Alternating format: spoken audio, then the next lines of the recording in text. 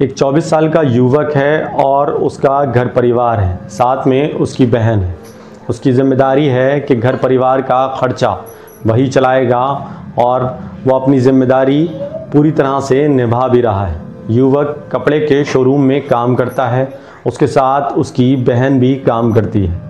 लड़का और लड़की दोनों यानी कि भाई और बहन दोनों सुबह शोरूम पर जाते हैं और कपड़े की दुकान पर काम करके शाम को घर वापसी करते हैं। अचानक युवक लापता हो जाता है, घर परिवार वाले परेशान हो जाते हैं।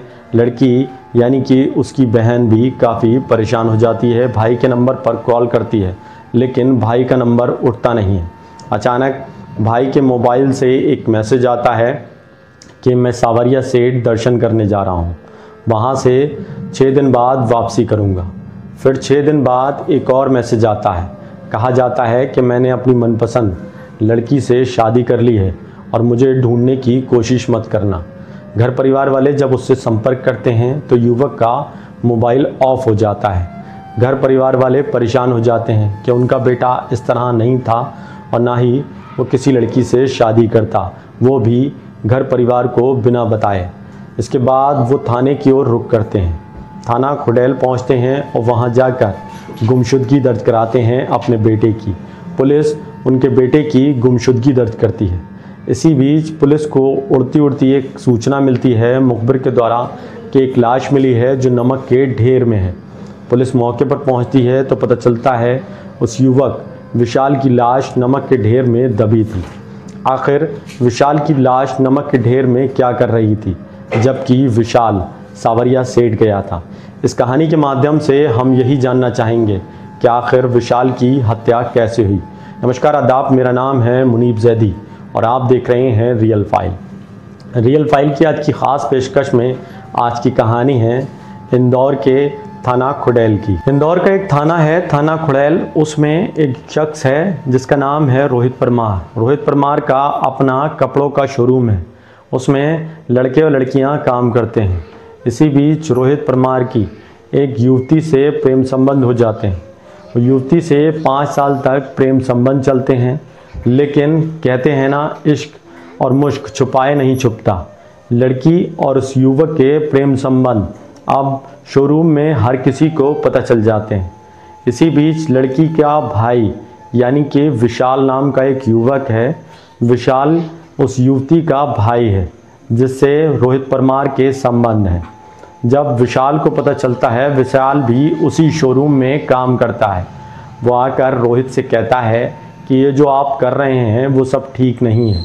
आप मालिक हैं और हम यहाँ पर काम करते हैं। लेकिन 5 साल हो चुके थे उनके इश्क को। अब रोहित परमार विशाल से कहता है कि ऐसा कुछ नहीं है। उसने कहा, या तो आप अपने रिश्ते को सार्वजनिक करें वरना मैं पूरे गांव में ये बात बता दूंगा। उसके बाद विशाल अपनी बहन को लेकर वहां से चला जाता है। अगले दिन बहन विशाल के नंबर पर कॉल करती है, लेकिन विशाल की कॉल रिसीव नहीं होती। विशाल के नंबर से दूसरे दिन मैसेज आता है कि वो सावरिया सेठ दर्शन करने गया है। इसके बाद घर परिवार वाले निश्चिंत हो जाते हैं कि उनका बेटा दर्शन के लिए गया है। अगले 6 दिन बाद एक और मैसेज आता है विशाल का कि उसने अपनी मनपसंद युवती से शादी कर ली है और अब उसे ढूंढने की कोशिश मत करना। के बाद मोबाइल ऑफ हो जाता है। घर परिवार वाले परेशान हो जाते हैं कि उनका बेटा ऐसा नहीं था कि वो अकेले शादी कर लेता। कुछ संदेह हुआ, पुलिस अपने मुखबिर तंत्र को उजागर करती है। इसी बीच पुलिस घर परिवार से पता करने में जुटी थी कि आखिर युवक कहाँ गया, और इतने दिन बीत चुके थे लेकिन युवक विशाल का कोई सुराग नहीं मिला था। इसी बीच पुलिस को मुखबिर से खबर लगी कि एक युवक की लाश नमक के अंदर कुछ नशेड़ियों ने दफनाई है। पुलिस उन नशेड़ियों को उठाकर थाने लाती है और उनसे पूछताछ करती है। पूछताछ में उन नशेड़ियों ने जो बात बताई वो काफ़ी हैरान कर देने वाली थी। उन्होंने बताया कि उन्होंने लाश दफनाने के 40,000 रुपये मिले थे। पुलिस अब उस युवक को तलाश कर रही थी जिसने उस विशाल की हत्या की थी। नशेड़ियों ने बताया कि उस युवक का नाम रोहित परमार है। पुलिस वो रोहित परमार को थाने लाती है और उससे सख्ती से पूछताछ करती है। इस दौरान रोहित परमार आखिरकार टूट जाता है और वो बताता है कि उसने विशाल की हत्या की। बताया कि विशाल की बहन के साथ उसके प्रेम संबंध थे। ये प्रेम संबंध पिछले 5 साल से थे, जिसकी भनक विशाल को लग गई थी और विशाल लगातार उसे ब्लैकमेल कर रहा था। वो कह रहा था, या तो अपने रिश्ते को सार्वजनिक करो वरना मैं पूरे गांव में ये बात फैला दूंगा।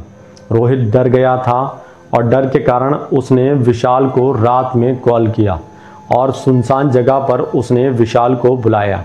उसके बाद उसने विशाल को गोली मारी। रोहित परमार ने जो कहानी बताई वो बेहद चौंका देने वाली थी।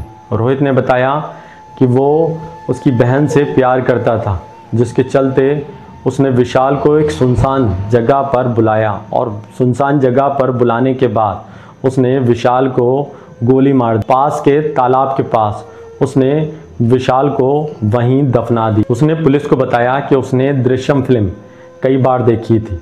उसने उस फिल्म का सहारा लेकर कहानी भी वैसे ही रची। उसने विशाल का फ़ोन लिया और फ़ोन ले जाकर पहले वो सावरिया सेठ गया, वहाँ उसने दर्शन किए।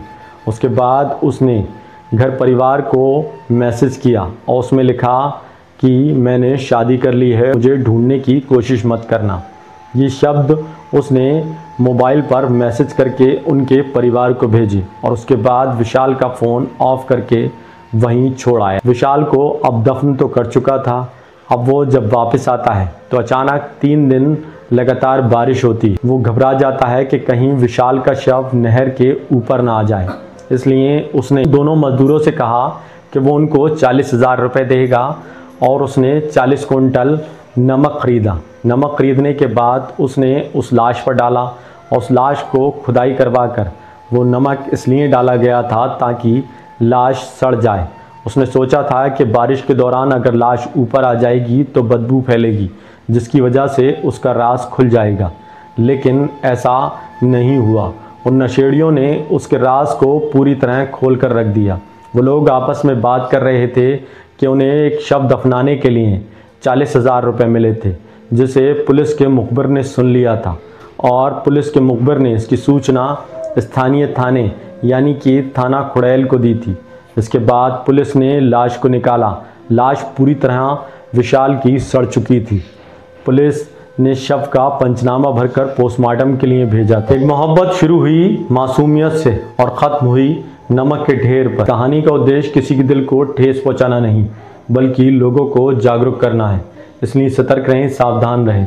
मिलते हैं अगली कहानी में रियल फाइल्स के साथ। तब तक जय हिंद।